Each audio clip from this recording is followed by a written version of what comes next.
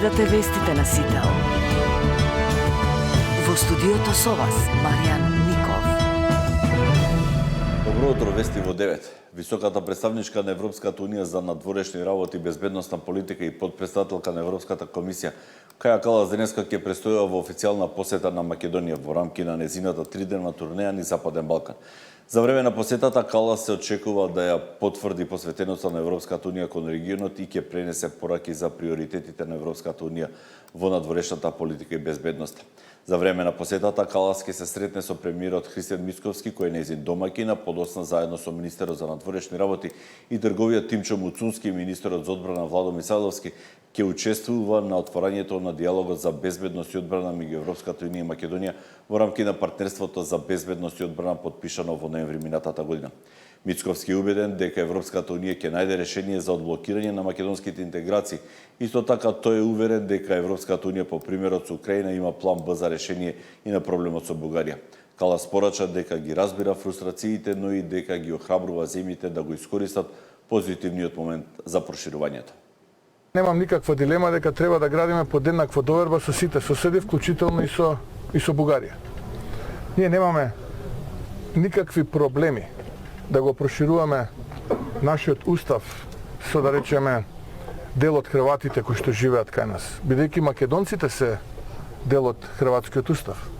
Ние немаме проблем да зборуваме за црногорци, словенци и така натаму, но имаме проблем да прифаќаме ултиматуми. Јас не сум човек кој што прифаќа ултиматуми. Не убеден сум дека ќе се изнајдат решенија, ќе изнајде и механизми Европската Унија и Македонија ќе го добие заслуженото место да биде дел од таа маса, бидејќи одамна тоа го заслужуваме. I'm deeply committed to encouraging all the Western Balkan countries to really seize the current momentum that we have in the enlargement.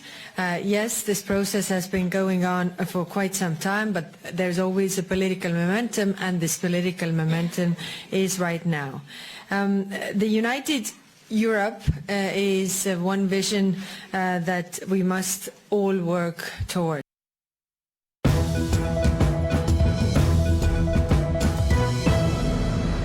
Вице-премиерот и министер за транспорт Александар Николовски и британскиот министер Герет Томас ставија подпис на договорот за стратешко партнерство.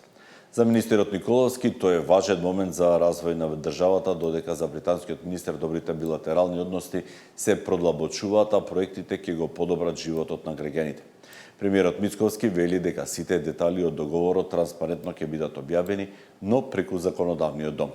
Првиот човек на СДСМ Филипче смета дека задолжувањето ќе значи раст на јавниот долг од 115% од БДП. Ова го гледаме како одлична можност за целата држава да се развива.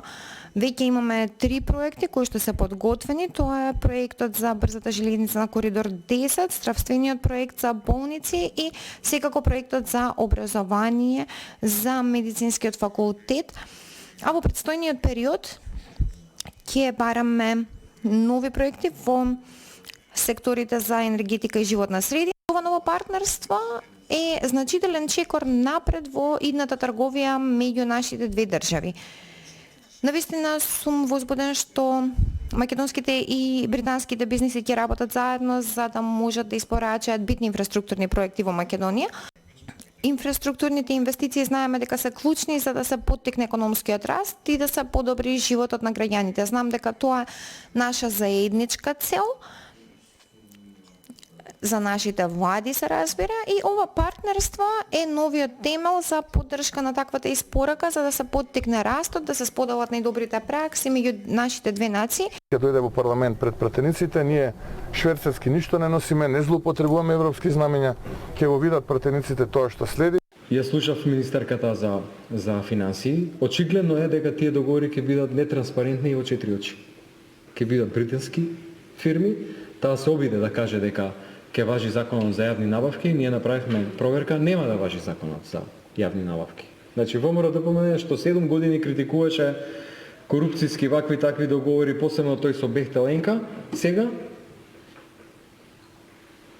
остава простор за сериозен сомнеж за корупцијски проекти. Дополнително ние не знаеме што се крие во политичкиот договор во контекст на бегалците.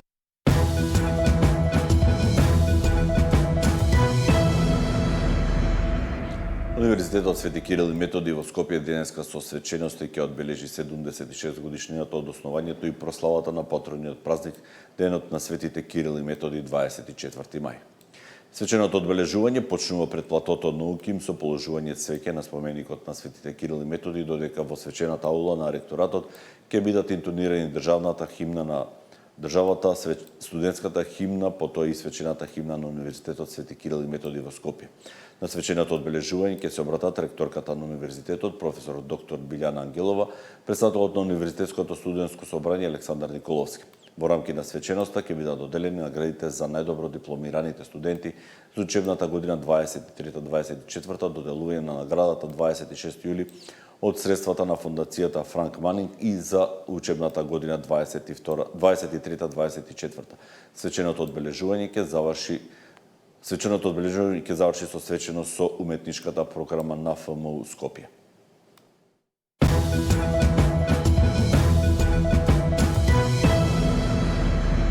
Следуваат и вестите од